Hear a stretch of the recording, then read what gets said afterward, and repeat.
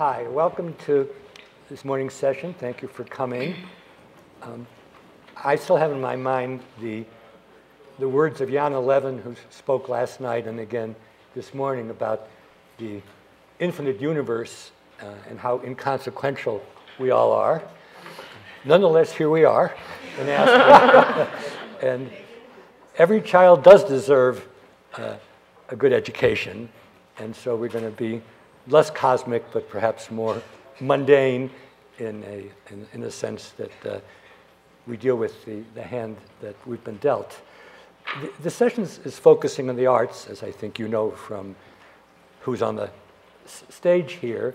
But I want to think about it with you in terms of what education is like in general and how arts education fits into the educational landscape. I'm Howard Gardner. I teach psychology at the Harvard Graduate School of Education. I have to confess that it was only when my 4 kids performed in drama. Can you hear? When my 4 kids were performing in drama in school, I realized I'd actually never been on the stage and done anything dramatic. So I'm pretty excited about having 3 world-class performers here who are going to help us think about these issues. We're going to start by asking them about their general education, then focus on their own arts education, the formal as well as informal, and then about what it means to think about arts education in the United States today. And I thought I would give, as a professor, a bit of background. In the 19th century, when we began to have common schools in the United States, arts education, whether or not it was called that, was pretty common. There was drawing classes because people needed that for their work. There were music classes, both for religious reasons and also to support athletics and play and exercise. And then there were literature and drama in English classes because we were still forming a national identity. And this was also part of civics, that you would read and talk about certain important documents in American fiction and nonfiction.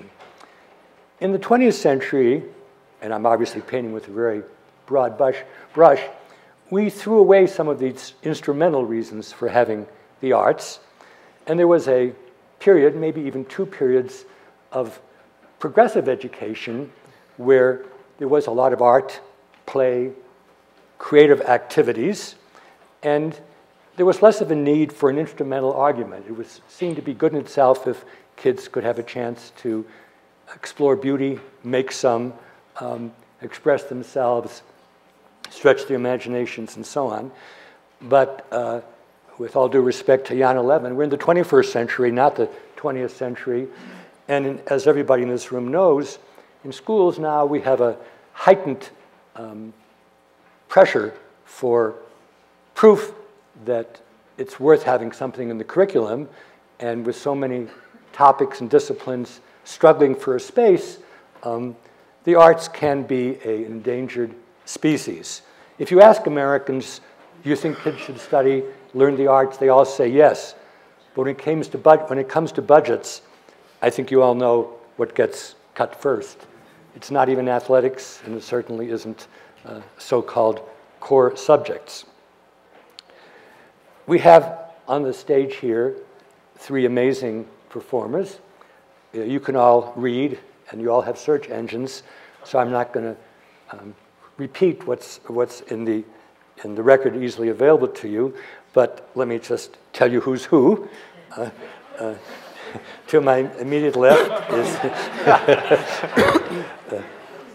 is Alfre Woodard, who is an award-winning actor who's appeared in all kinds of media.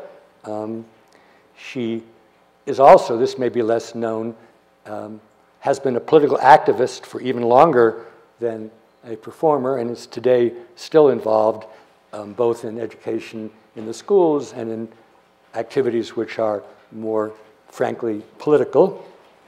Next to her is Charles Riley, who is becoming universally known as Little Buck. He's an extraordinary dancer, Juken is a term that wasn't in my vocabulary, may not have been yours, but it's now in the world's vocabulary. Comes from Memphis, but is now traveling nationally and internationally. And if you want to know what he does on a day-to-day, hour-to-hour basis, go to the June 26th New York Times, where his daily and night life is described in loving detail. Also, there's some guy calls you a genius. Do you remember what his name was? Yo-Yo. Yo-Yo.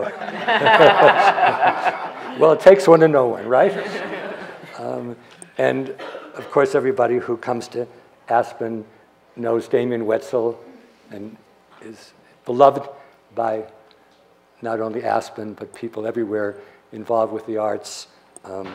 Damien went right from secondary school to the New York City Ballet, where he was a principal dancer for many years.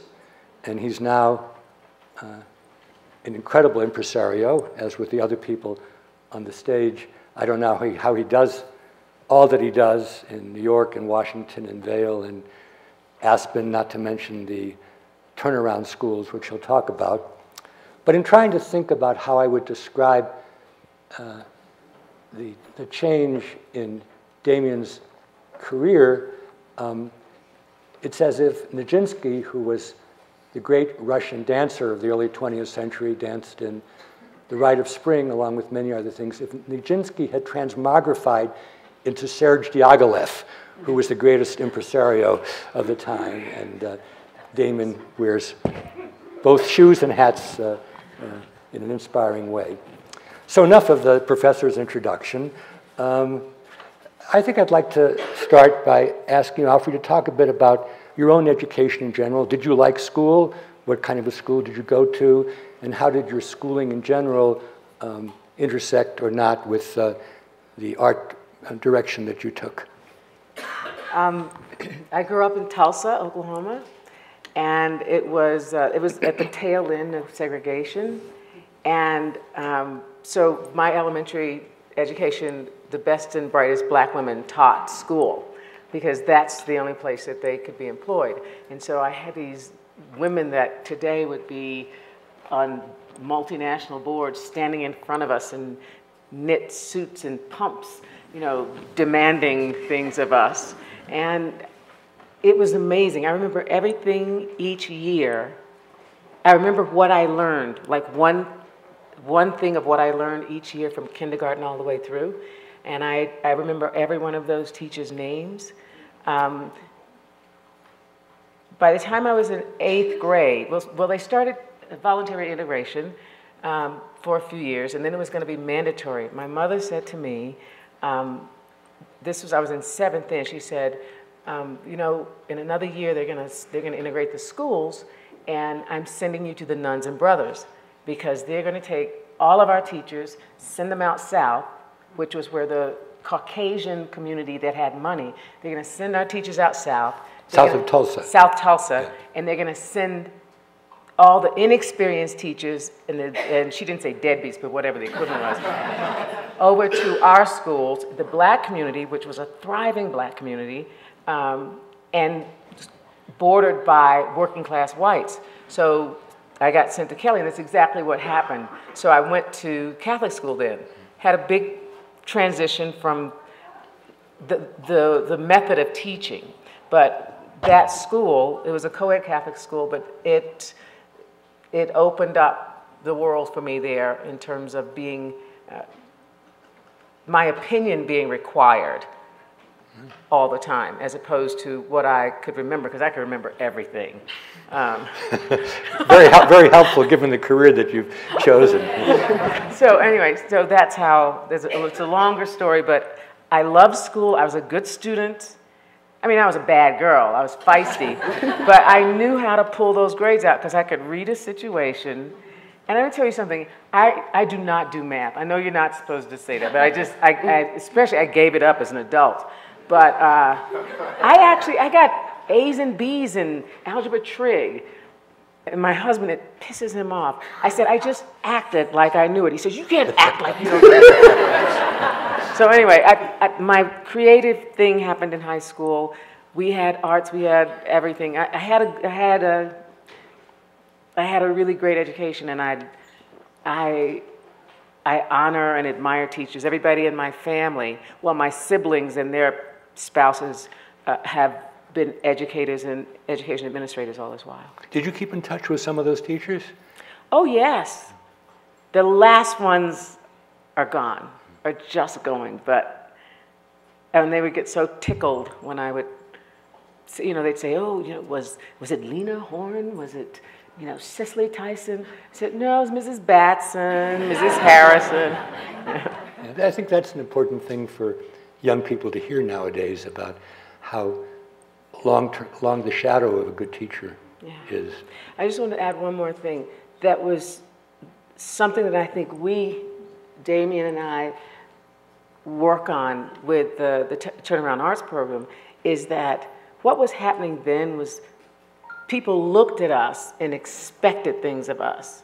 And I remember hearing Mrs. Harrison tell a class, I don't care if this is special ed, you're going to be the best damn special ed class in the state. So people expected things from you, and I think that's one of the things that we don't do as a culture, and certainly a lot of education does not look at a child, an individual child, and expect things from you. Because even as adults, when people expect things from you, you're more than likely to believe you can deliver. Great. Go back. For me, it was a little opposite. Me coming up in school, I was raised in Memphis, Tennessee, and I went to school in Memphis. I went to public school until high school, which then I, transferred to a visual and performing arts school. But throughout public school, it wasn't all that good for me. I got made fun of a lot because I have big ears, first of all. So everybody called me Dumbo, and that wasn't too much fun. But that kind of affected me in a way that wasn't really good, because I would be so focused on trying to, and I got picked on too a lot. So and this was before I was dancing. So I would be so focused on trying to, handle that situation than actually listen to the teacher, who's really not. And my teachers coming up in elementary and in middle school they weren't really paying the students too much attention. It was just passing us the work, and then that was it. You just do the work and turn it in. It wasn't really they wasn't really singling out any students on certain problems they had or anything like that. So it was kind of hard coming up in school for me and having all those situations in my life. But as I grew older, and so my focus wasn't all that good in school. I think I have ADHD. But as I grew older, and when I transferred to high school, to the visual performance. How did you get into that high school? Well, I got into the high school because, it opened up in 2007, and so when I got transferred from Carver High School from my public school because I wasn't really, getting it right. I had the grades there, but I was hanging around the wrong crowds. I was doing a lot of bad things with the wrong people, and it wasn't until I heard about this visual and performing arts, Memphis, it was on the news that this visual and performing arts school is this brand new school is in Memphis, and my mom saw that, and she knew that this is when I started dancing, and she knew that this would be a perfect opportunity for me to try to engage in something else, and that'd be more beneficial for me as far as learning and just being around different peers that can relate to me. So when you said you'd been starting dancing, was this on the street? Yeah, it was on the street. It was I really started when I was 12 years old. So that was what I was most focused on at the time before I really got into the visual and performing arts school. But yeah, I started when I was 12, and my mom knew that the visual and performing arts school would help me out a lot, and so she transferred me there, and the environment was it was a 360 change, because visually the environment was much better, and just the teachers actually paid attention, and they actually wanted to know what I was they actually showed interest in what I was involved in, and and the things I was involved in my art, you know, my dance. And it's good to be at a school like that where you can be able to go to lunch and like hear other students like play their instruments and everything, and like getting to share and exchange different information and knowledge about each other's crafts. Just like the poets, we had poets there at our visual performing arts school and all of that. But all of this really helped me, and it helped my confidence. It helped me want to learn more. You know, it helped me want to really get into school because they were really into me. You know, they really showed that they were into what I did. Great. Damien, how about your early education? Well, I think the first thing I'd say is that looking back, I realized how unbelievably lucky I was. I come from a family that was highly educated. My father was a professor, and my education started at home. My earliest memories are learning to read. It was about, and it was what Alfred said about the expectation was always there at a very, very high level. That I have an older brother, which I think is very relevant actually. He's a year and a half older than me, so he was already, the bar was set, and I had somewhere that I needed to kind of achieve to. Often felt it was too difficult actually, because it felt like I needed to somehow do the same as him, even though he was older, but actually that kind of worked out. It was that challenge was set. So by the time I actually got to public school, which is where I started in first grade, I didn't go to kindergarten, I was, in all honesty, way ahead.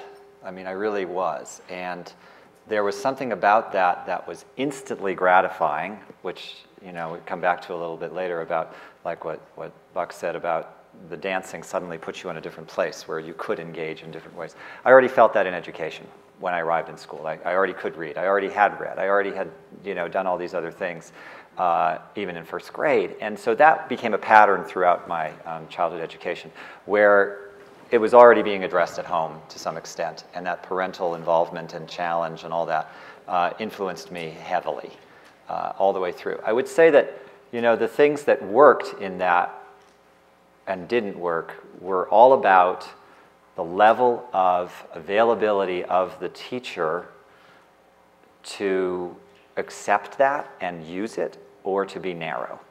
It was like an expansive view or a narrow view, and that certainly started kicking in the more I became involved in as a young dancer.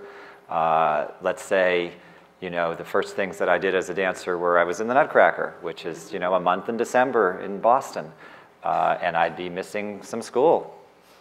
And some teachers thought, okay, this makes sense, this is important, he's already fine, it's going to work out. And some people thought, no, it's narrow and it should be this. And I mean, I can tell you, it's just to jump ahead. I finished high school very early. I managed to cram credits and do stuff because I was becoming a professional dancer at that point already. And my only grade in my entire school career was in my final year. I got a D. My only grade below an A or a B was a D in theater. And it literally was because that teacher was so narrow that he could not appreciate the fact that I was performing at the Music Center in LA, and therefore I couldn't also do 3 plays. I could only do 2 or something. And it just didn't translate somehow that. So it became about that expansive vision, which I think the final thing I'll say about it is that the choices were what mattered. It wasn't that it was going to be, you're going to do this, that bar is there and you're going to do that. It was that you've got this, this, this, and this, and you're going to try everything, and you're going to try and do everything on a high level. And the expectation was that it would sort itself out. I think that was what it was. And I think that's sort of the ideal of a classical education a little bit, that you have a well-rounded education that equips you. And the things that sorted themselves out, I always say, is that I was good at dancing and not so good at the flute. So I danced, but I played the flute for a while. I did. Say a bit about your education as a dancer, formal and informal, mentoring, apprenticing, teaching yourself, as opposed to somebody guiding you very step by step, so to speak. Well, I think that, try and just be succinct about it. I had my first ballet lesson when I was 4, and it was, as I said, though, among many things. It was not, you know, hey, this one's going to be the ballet dancer. It wasn't like that kind of tiger parent, this is it. It really was, there's going to be dance, and there'll be this, and there'll be that, and it happened to be something that I enjoyed. And then once I started performing on stage, that clicked. And it was like, okay, I will do this all year long so that I can do the Nutcracker. And then it became this, and at a certain point it kicked in. The training itself was, you know, interestingly for me, and I wrestle with this when I work in public schools in various ways, is that are we talking about specialized training one-on-one or things that are involved in a group that involve you? And that was hugely important, and it's kind of sorted itself out for me. As a dancer, in the end, you do exist within other dance, you dance with a partner, but the training as a young person, you're at the bar alone. There are other kids around, but it's you working your craft, and it's you with the music, and I suited very well to that environment. And but so it's fair to say you had a classical ballet training. Oh, yes, yes. From 4, and then by 7, I was at the Boston Ballet, and it was, by the time I was 11, I was 6 days a week, and it was, actually at 11, I said, this is it. I knew I would. You were a dancer. Yeah. You know, I imagine that both Little Buck and Alfie have somewhat different stories. Can you talk a bit about? Well, my training was it was pretty much more informal, you know. And it was on the I started dancing when I was just a kid. I think I was around 7 when I was just moving around like a little fireball. But I really got into it when I was 12 years old, and I just saw it on the streets. Like the style I do is called juking, and juking is you know, it was born in Memphis. It's a native dance style in Memphis, so I grew up around it. You know, just being around all my friends. They did it at school. They did it at skating rinks. They did it everywhere we hung out. And it being that type of dance, you know, it being, you know, born in Memphis like that. A lot of people, you don't really see a lot of break dancers or poppers or anything like that. You just see people are just doing like ballet, more classical, you know, ballet, jazz, things that modern things like that, or they're juking.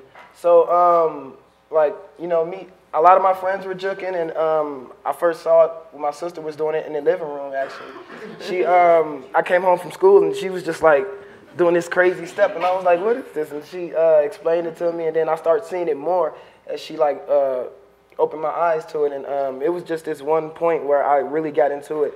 I went to this place called the Crystal Palace. It's a skating rink out there in Memphis, Tennessee, and I saw this one guy. He had like gold in his mouth and all of this, but he was gliding across the carpet as if it was like not even a floor there. He was gliding on it, and I've been watching Michael Jackson all my life, and I'm like, hold up.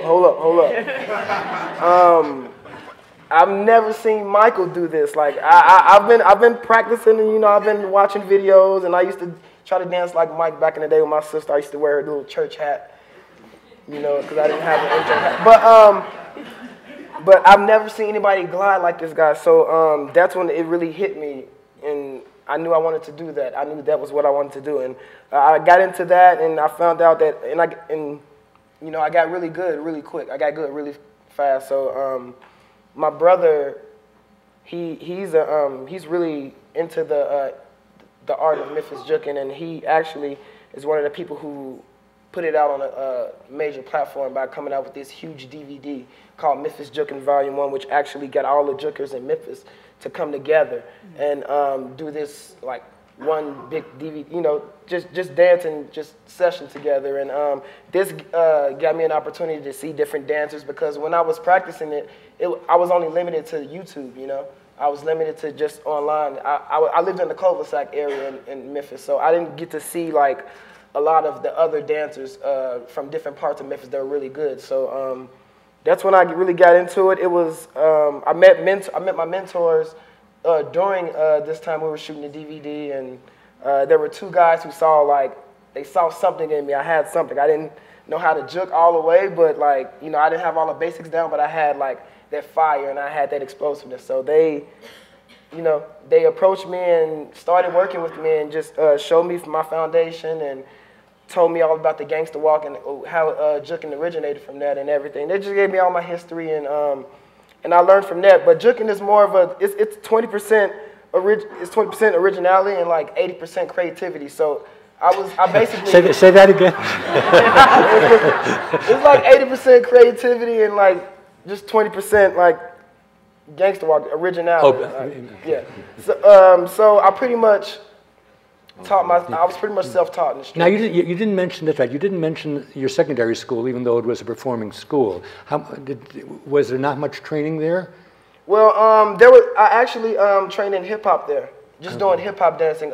We had a hip-hop class, and I had a hip-hop, which was cool, and I had a hip-hop teacher who actually wanted me to join the squad, so I joined the squad just because there was a lot of girls on the squad. But eventually I really got into the dancing, you know, and I learned hip-hop, you know, very well, and I grew to love it. But I've been trained formally as well for 2 years. When I was 17, I got into ballet, and we got into ballet through the hip-hop teacher, and she wanted us to strengthen our core more and just become more grounded and have more of a base for our dance. And so we got into ballet, and the ballet teacher saw the potential in me and just gave me a full scholarship to just take ballet. So I've been taking ballet for 2 years formally before I moved to LA and started my career. So it's amazing to hear your two stories back to back, because in some ways they're so different. Yeah. And yet in both cases, others saw something in you and helped out. That's Absolutely. what I heard. I heard that 11 and 12, yeah, it started to become a focus, and it instantly got attention, and it just went from, I mean, for my case, it was 1 class a week to 6 in a matter of 3 weeks, 4 weeks, and it was just, everybody around me was saying, this is amazing, how can you be progressing this way? And it was just like a snowball, just avalanche. Okay, Alfred. You were a good student who managed to get A's in trigonometry, but you also mentioned to me yesterday that you had a political performing background that goes back even beyond being on stage. So talk a bit about the making of Alfred as a performer. I'll just say I was saying to Howard that I actually was very civic-minded. I used to walk precinct with my parents when I was 10 years old, and was very aware of what the vote meant, and it was a time in the community that everybody was heightened. Everybody was constantly saying, "You vote, you vote," and you're registering people before that. So I had this sense of community. When I say North Tulsa, it was a very vibrant community. There's a history there. If you try to find a doc called 1921, a Tulsa lynching. It talks about Greenwood, and the whole North Tulsa community stemmed out from that. But, and we'll talk about that later today. But then I was at 14 was when I really started to work politically on campaigns, issues. I was very aware of what was going on. There was a time of man for us.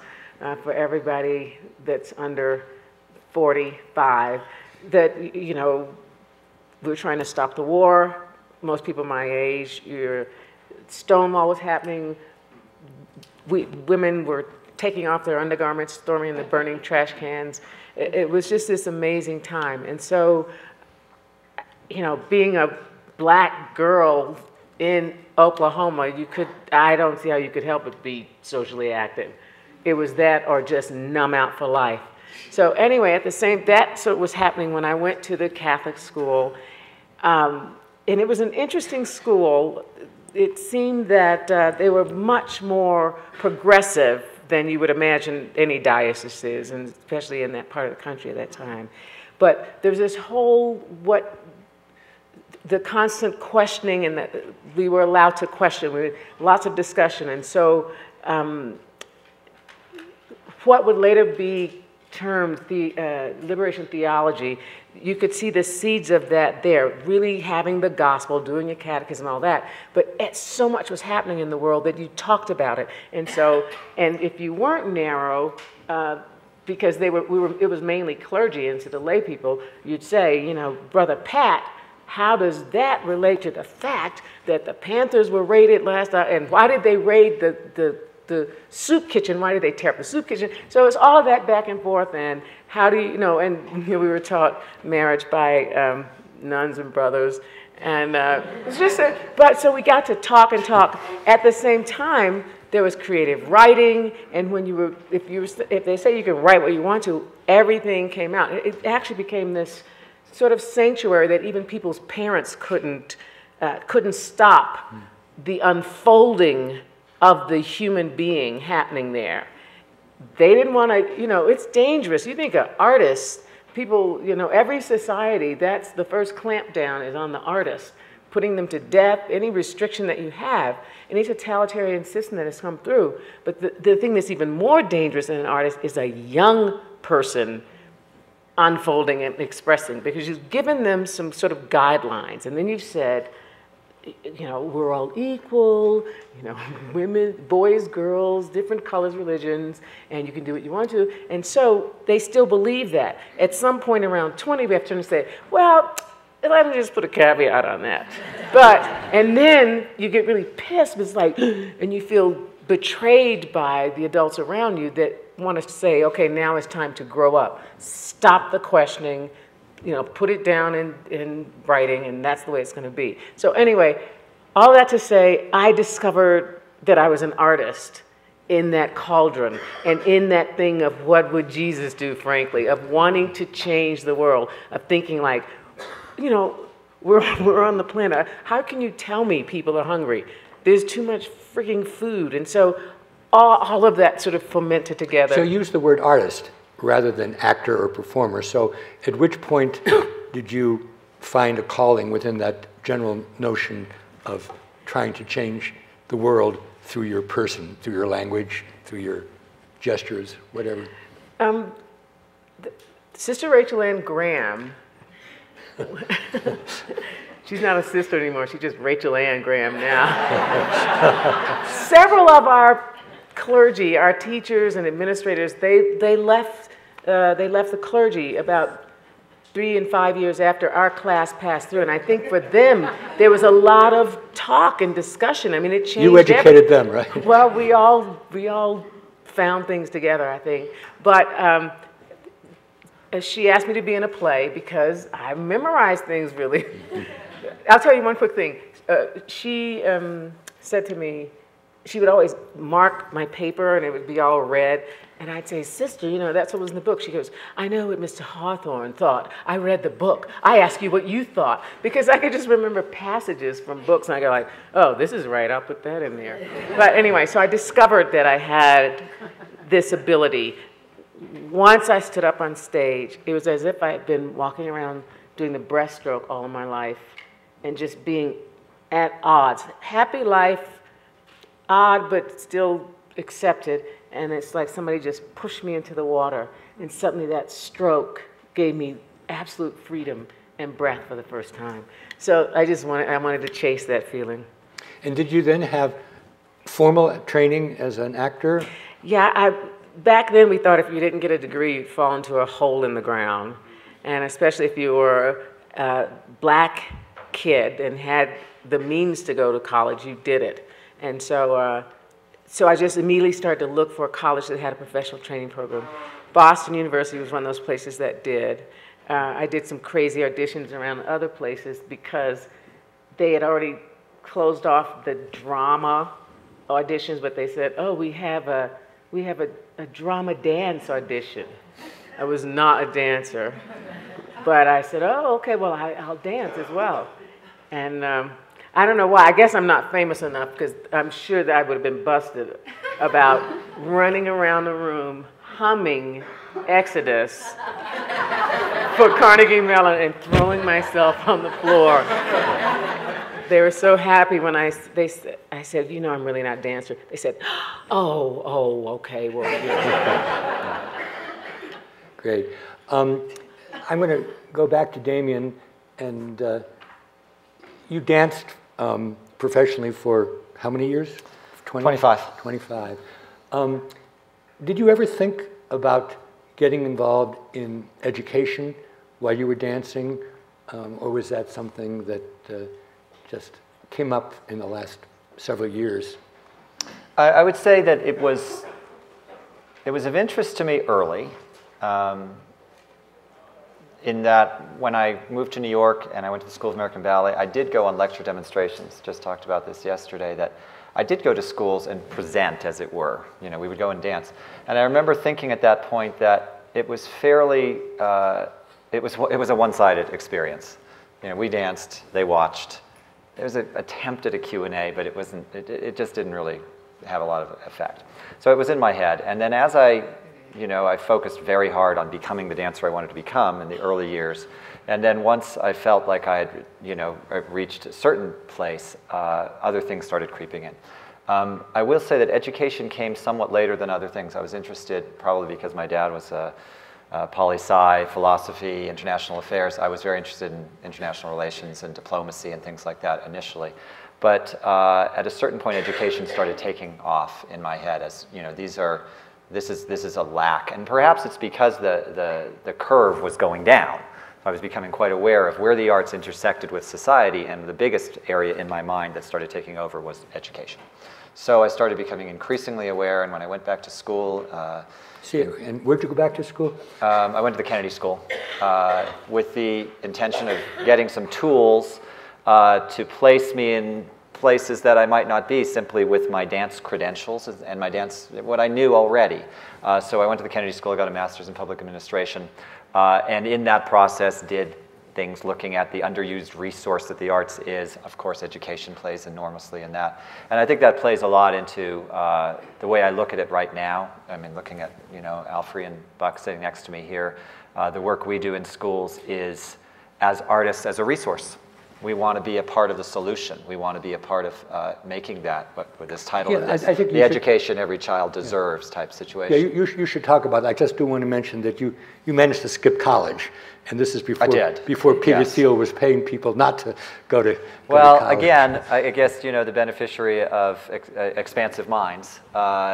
It was a mid-career master's, and I made the argument that no one else had been in school in a long time, and perhaps I might, be on the same level. You don't need to worry about me doing the work, and that was actually carried the day. And I was told, well, if you can, test as well and recommend as well and write as well, who are we to stop you? And that's ended up being what happened. Great. Well, since the three of you have worked together in the Turnaround School program, can you talk a bit about its origins, what it's trying to do? And then I'd like to get the experiences from both Alfre and Lil Buck about what it's been like for them, the good, the bad, the unknown, the known, and so on. A quick summary, the Turnaround Arts program is it's one effort out of, a panoply of efforts that have been going on for years, decades, centuries really in a sense, about how the arts and should fit into an education. And as Howard pointed out, I felt like I was back in school. That was fantastic, your initial, analysis of 19th, 20th, 21st century. To me, it's one of a series of these things, and it came about in the frame of what you described as the increased emphasis on test scores, the increased emphasis on utility. And to me, that I would just throw in that when I was thinking about this earlier, I thought this is all also reflective of what Michael Sandel calls the market economy becoming a market society. It's about what you're going to get. And in that thing, the arts tend to get pushed aside because it's not entirely clear. Some of that's a misunderstanding, literally because the arts are an enormous economic driver, and there's lots of jobs, billions worth of, all of that is a misunderstanding issue.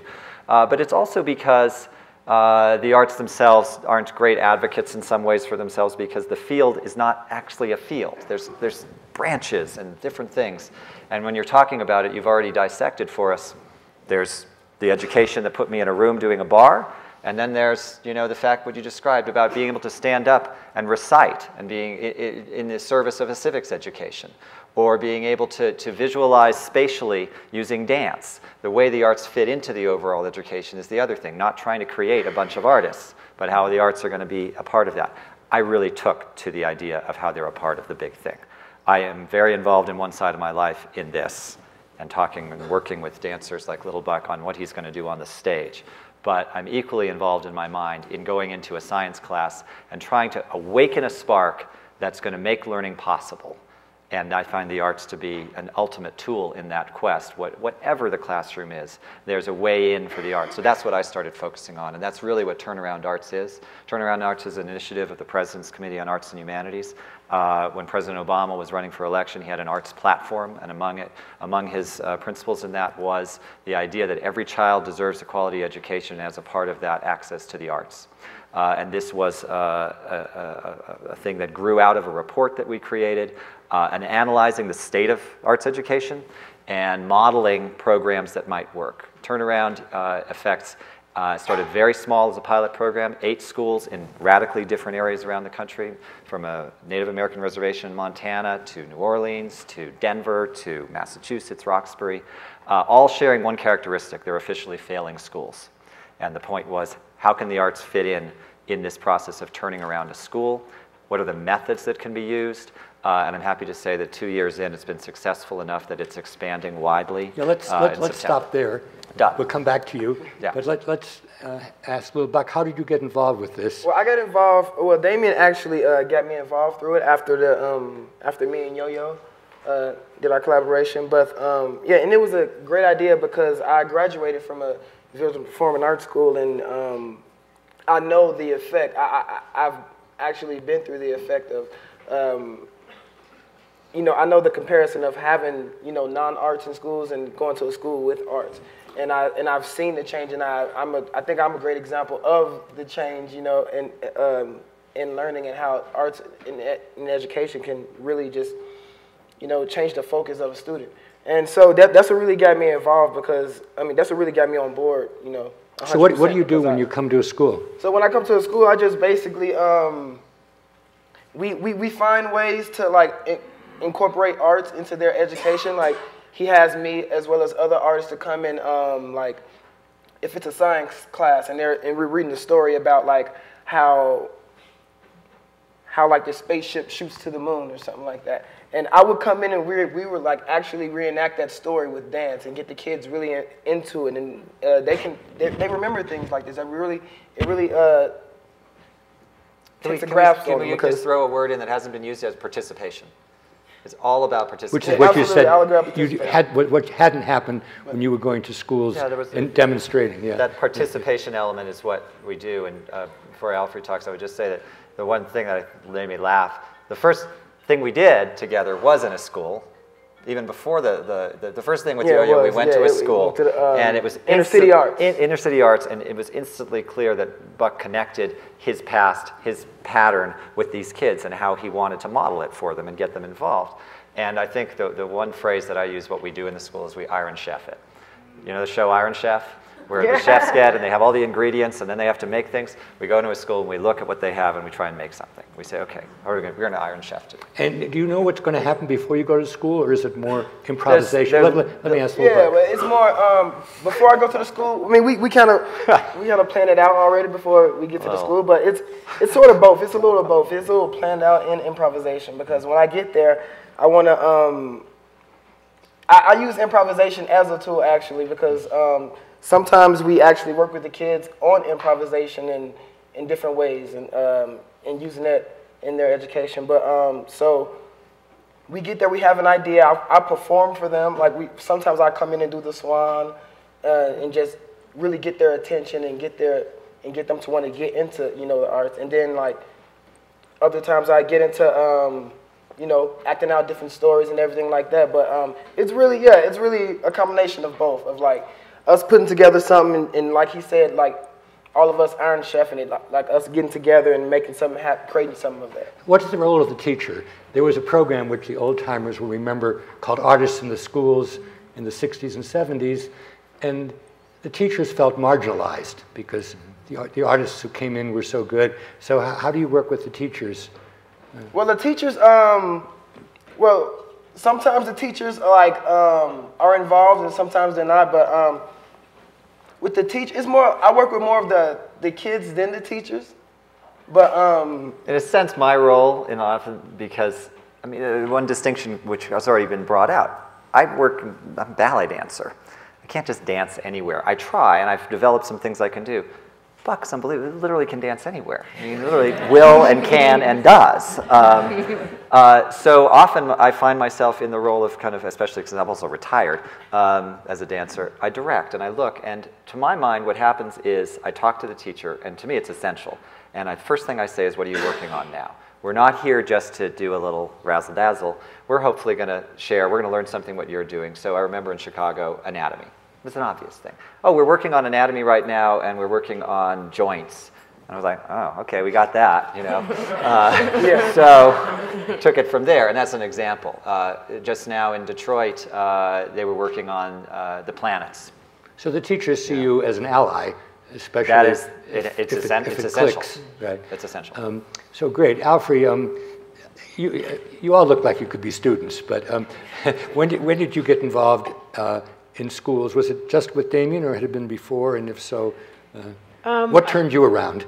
I think again, being raised in a community that was a different time in our society, where neighbors were more involved with schools and everything. So I always had the sense. I think the first time, it's like as soon as you do anything, they say, well, would you come talk to our third graders? Would you? It didn't matter what it was you were doing, whether you were baking the bread or anything. It was a sense of constantly being in the schools. It got tougher because there were so many things. You used to get smacked in school for discipline, but you couldn't do that anymore. So all of those draconian things that went also took out the ability to touch and to hug and to be involved in a way that actually nurtures a young person. That's very interesting. Yeah. And so I just, I always had that. But on the President's Committee on Arts and Humanities, we had a cultural focus. We had that included a film, sort of ambassadorial film, going around the world with young people around the world, lots of things, but everybody was very passionate about education. We spent a year creating this document that if you go on pcah.gov, you can see it. It's reinventing, okay, I'll look at it in a minute. Yes. Reinvesting in education. Yes, reinvesting in the arts. Okay, I'll tell you that in a second. But there's a wonderful name, so it makes it official on the website. What it was we spent a year gathering all the data. When you go to somebody and say, you go to the state legislature, the national legislature, and you make the case of how crucial arts is to a human being's education. The education is not only incomplete without it, but it actually facilitates the learning in science and math and literature. So you could be, an astronaut sitting there and before Congress and say, well, yes, it was about gazing at the moon, but when I made this little styrofoam planet system in Mrs. Jacobs' class, is when I got the confidence and my mind kept going from there. It doesn't matter. People still who don't get it think it's playtime. They think it's touchy-feely. Let's go back to that in a minute, because I want to ask a big question, my last question. Right. But talk a bit about what you've been doing in schools. Okay, so Talk about giving them the voice. Remember what you did. What we do, there's a committed group of turnaround artists that we stay committed to that school. We adopt those schools. In the schools, we help them hire maybe up to 5 or 6 arts specialists who work with the teachers. So that they're there all the time. They're not just coming in. So they form relationships with the teachers. And they together decide what that artist and that discipline, how it can affect curriculum there. Now, and so they come up with those things. We'll talk about it. But say for me, because I'm an actor, and acting is not a precise discipline. It is a very individual and emotional discipline. So what I do is I just do human skills, mama skills. I go, I look at them, they can be this tall and snot hanging everywhere, and they just want to hug you, and you just hug them and just wipe it off later. Whether they're big in middle school and sullen, you just go like, what are you up about? You read them and you go to where they are because they're human beings, and we all have been all of those different ages human beings, and I just always think, what would have been good for me to hear at this moment? In a single moment, not this moment in my whole 6th grade, but, you know, this one is talking about me, and this one, because whatever. It's like, what would have been good to hear? So it's an improv theory of one, namely, what is the one thing that's going to be most connecting to this child at this class? And I think that's essentially one of the things you have to do as an actor, but it's also as a human being. Everybody has it. We take it to another level to create stories and tell stories, but it is listening. It's seeing and hearing another person, and that's what you respond to back and forth in acting. And acting is the recreation of a human action. So the human action is any encounter we have is for me to be present and to see you and to hear you, and however I want to respond is how I respond. But it's so easily done with children because it's so clear, frankly, the damage that is apparent, the neglect, and it doesn't matter what socioeconomic strata it is our children, our young people are invisible to most adults. Very inspiring. I'm the timekeeper. I want to ask one more question, then leave a little time for the audience to comment or ask. The work that I'm known for is called the theory of multiple intelligences. And I can remember a time some years ago where somebody would come to me and say, you know, we neglect bodily education. The next person would say, we neglect musical education. The next person would say, we neglect math education. Our kids are doing terribly compared to others. The next person would say, kids can't read and write. We got to focus on language. We have here at Aspen a microcosm of people who are policy makers and are people who are in the position to help the local schools or even networks of schools. Given all of the pressures now to have each of these different curricula imposed in the schools, I went to the health sessions and people were saying, we need more time in health. What argument, what demonstration would you make to these individuals to say, what we're doing is even more important and why? So that you could make sure that STEM becomes STEAM and doesn't get cut out. So I'm going to start with Alfre and then Lil Buck and give Damien the last word before we go to questions. And I'll look here and find the exact name. But that document, Howard, that the PCHA spent the year putting together, and that is available. So whenever anybody needs to approach whatever board they need to for finance or for policy, it is hard numbers. That's the thing that has not impressed people with money, and they wanted numbers. They didn't want stories. They didn't want, even if they knew it happened somehow in their life.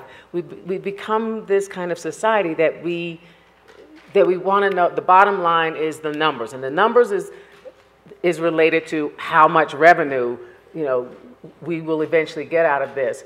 But over 30 years, I think it is, there were studies out, control situations, circumstances, where they would watch the effect of, in the same school, 2 separate classes, everybody the same neighborhood, one class has instrumental music for the whole year, one doesn't, and how different the math scores were from those classes. That's one example, but it's a 72-page document full of those numbers. So it is undeniable what music, what painting, what movement, what it does to the brain. We even have pictures of it now of channels in the brain opening up when engaged in those kinds of activities that make it more receptive to to scientific ideas or to literature. So I would just say,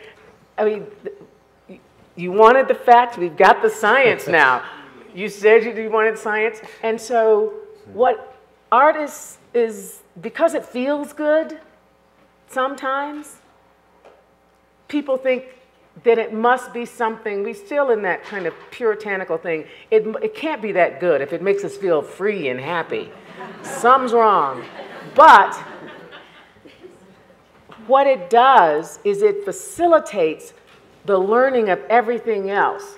Not only can you not separate it, but I think, and this is me, I'm not a scholar, but I did, you know, I wasn't faking in the other classes, but I remember how, you know, I'm imagining that turbo boost we had as a society to be, you know, arguably the superpower that we are, was the fact that we were innovators.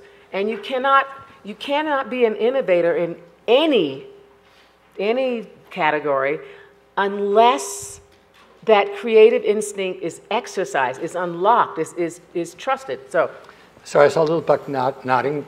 How do you handle that? She just hit the hammer right on the nail. So tell us again, what did she hit on the nose? So as far as like innovation and like how much that means to like the arts and you know, just I don't think there should be like a struggle as far as I know she said I mean economically wise that's the big reason why, you know, I believe that, you know, they'll choose to take out the arts or music class or this class other than you know, a science class or anything like that. But I think, like she said, it's undeniable that how much the arts and how much of, you know, the arts can really help out with, you know, with classes and with like education and everything like that. Like people use it outside of school. Like when people want to remember phone numbers, you know, sometimes people use it in a rhyme. People rhyme their phone numbers, other people's phone numbers just to remember them.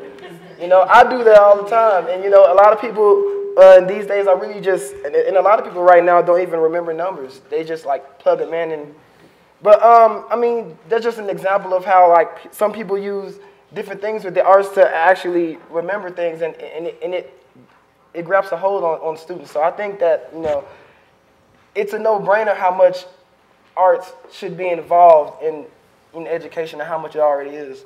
So we had Nijinsky and Diaghilev, and now I want to hear from Senator Wetzel. It's a false proposition, essentially, that you have to take the arts away to have something else. There are time considerations, there are economic considerations. But if you actually look at what you're trying to achieve, and I think that's probably the biggest thing you have to think about here, is to go like this. What are you trying to do here? And again, be expansive about it. You instantly realize that if you want engaged children who want to be at school, children who have their channels open to accept information, but also the ability to participate with information, to have the tools required to become adults who are creative, adults who are adaptable, adults who are collaborative, adults who are capable, essentially, of having their eyes and ears and senses alive. You realize that we're not talking about making sure that everybody has private music lessons or dance lessons. What we're actually talking about is a way of educating that involves artistic sensibilities, what you call artistic habits of mind, the ability to reassess, to re-edit things, to imagine, actually, to be in a science class and not think it's about memorization entirely, but it's also about the imagining that you can actually picture something, that you can imagine that there can be something more. And that's where the arts fit in overall. So it's not, it's a false proposition to say we have to have arts. I don't even know what that is, actually, in a funny way. I mean, I could define it only in that schizophrenic sense of I want to make sure that every kid gets, you know, a chance to have a lesson in drawing. But if I'm thinking that Drawing is a part of creative expression. I'm trying to create expressive kids. I'm trying to create kids who are able to express themselves, to have voice. What Alfred described as finally I was asked for an opinion.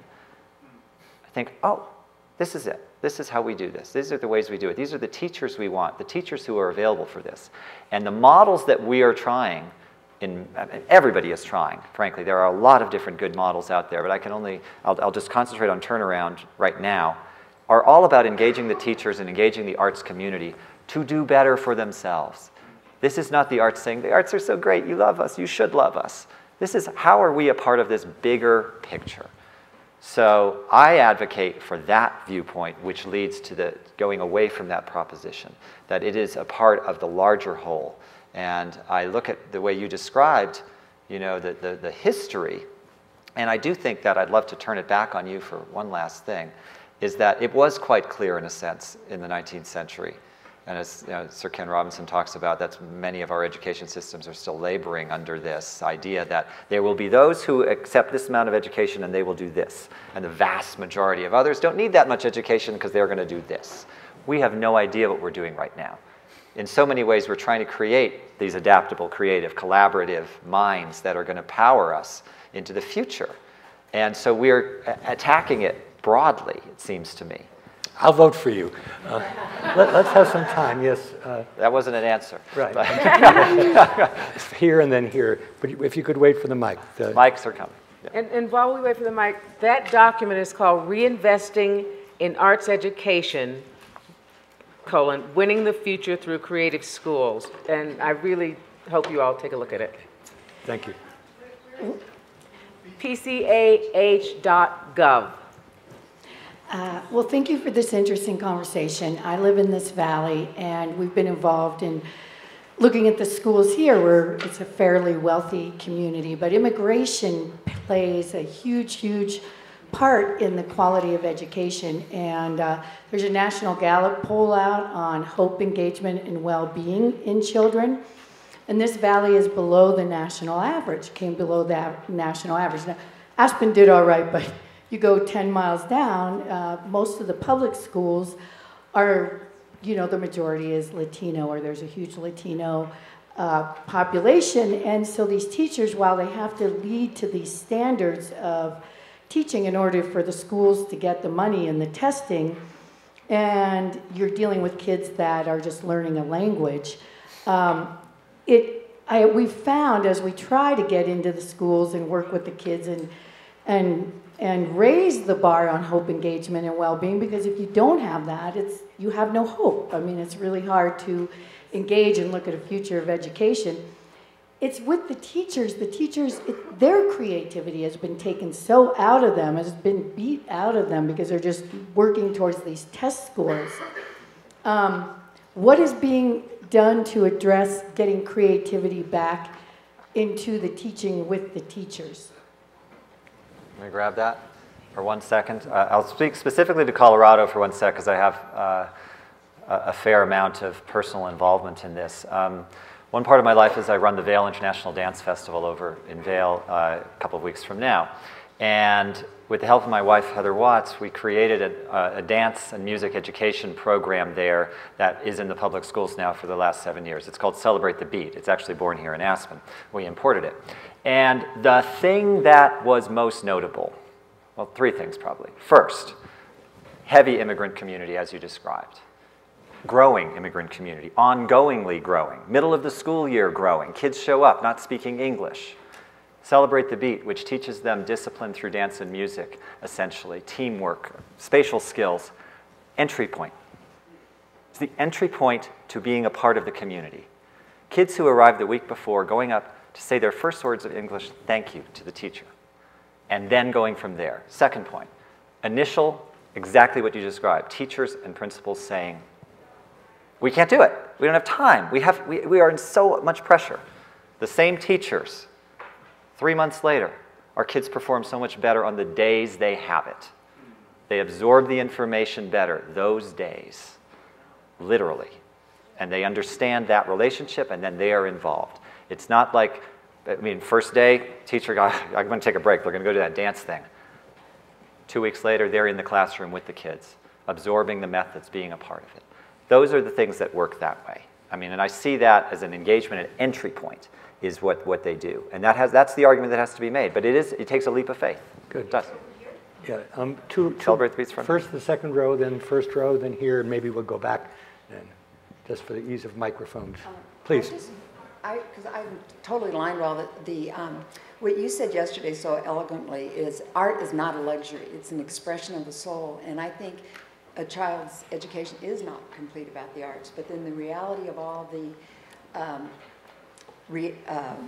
getting it out to the public. I'm just thinking out loud. I was thinking how Salt Con reaches so many people where you can't get to every teacher, you can't get to, they have the limitations within their framework of academia or whatever. Is there something that maybe you could work with somebody like a Salt Con, getting that creative I'm going to change the rules here. Oh, okay. You raised the Solcon question. Let's get two or three other people, and then we'll give everybody on the panel a last chance. Well, I meant the marriage of it, getting what you're trying to do at a big Yeah. level. Yeah. Is all. But let's get some of the poets, slam poets here. Thank you all for the panel and for everything you've done for us over the course of the Institute, of the festival. I had a question about how you would respond to a situation in which one form of art was prioritized immensely over other forms of art, and what priority you would place on, a balance between the various schools of art. For instance, to provide an example, in my high school has some of the highest levels of art funding in the state, but as a poet and a writer, I don't often feel that because 90% of that funding goes to music, our music department. Great. Let's pass the mic on. Carlin, you have some? So I'm from Chicago, and what I experience a lot is students who feel like they're just coming to school to survive, like there's nothing else. They don't really care about actually learning. It's all about getting the grade. How do you really reach out to those type of students who really are just going to school to survive, literally? Survival students. Back there, are there? Wait, can I do one? Okay. Quick? Yeah. All right. And then if we could get the mic back there for one or two last ones. Definitely. Yeah. Do you believe that schools with mandatory arts education can actually harm some students? Okay. One question there, and then we'll give each panelist a chance to pick one of the questions and comment. Because we haven't figured out how to stop time. Are you aware of any urban school district that has systemically added arts back into the curriculum for every student? Okay, great, very focused question. Let's give each panelist a chance to take what you want, whether it's Salcon, art as a priority, what I'm calling inertial or survival students. Are there problems with mandatory arts? And the last question was, is there any school system as a whole? Is there an urban school system that has embedded the arts back into the curriculum for every student? Austin is on the way there. All right. Quick answers. Alfred, why don't you? Well, I was looking to Damien because I think Boston is making a big jump there. They have a school there, Orchard Gardens, that turned around. It's one of our turnaround arts programs, but it was a school that people would laugh at the teachers if they said they taught there, and they say, well, why would you do that? People didn't even go into the neighborhood. Within probably a 2 or 3 year period, it's become a school that everybody thinks is a private school, and everybody's trying to get into Orchard Gardens. Deval Patrick, the governor of Massachusetts, and also the mayor of Boston, they have really been coming together with Turnaround Arts and other people involved in that turnaround of Orchard Gardens, trying to take it statewide. One of the things that Turnaround Arts does, we've been documenting and filming everything all along, teachers, how the process has been, especially the failures as well as the successes, because we're creating a template for that to happen. And that it is expanding across We had a It's meeting with... expanding across Boston right now. I would quickly say, though, other urban areas, Chicago has absolute commitments. It's a question of being able to live up to them, and it's, the measurements are in place. Detroit, same thing, places that I've been working. So I would say that the curve is going exactly in the right direction. It's about being able to fulfill it, which is what Alfred's talking about providing the models and of engagement. Cognizant that we're all going to be here for several days, we're not going to be able to answer all the questions, but Little Buck, last word from you? Yeah, I would just, I just wanted to say, as far as your question you had, I always, like, being in, like, knowing the difference and coming from a public school and being in, put into a visual performing arts school, I believe that I always, having that experience, I always, like, wanted to start, like, I believe that, you know, if I had this a long time ago, that I would, you know, be even, like, my thought process and my creativity would be even crazier, you know, and I just, like, I don't know, I would love school more, and I would love the want to learn more, you know, if it was already incorporated. I don't tweet, but having heard these people, the tweet would be, turnaround means turning on. And that's what I think we've heard of the educational key. Absolutely. Thank you. Thanks, Howard. Thank you.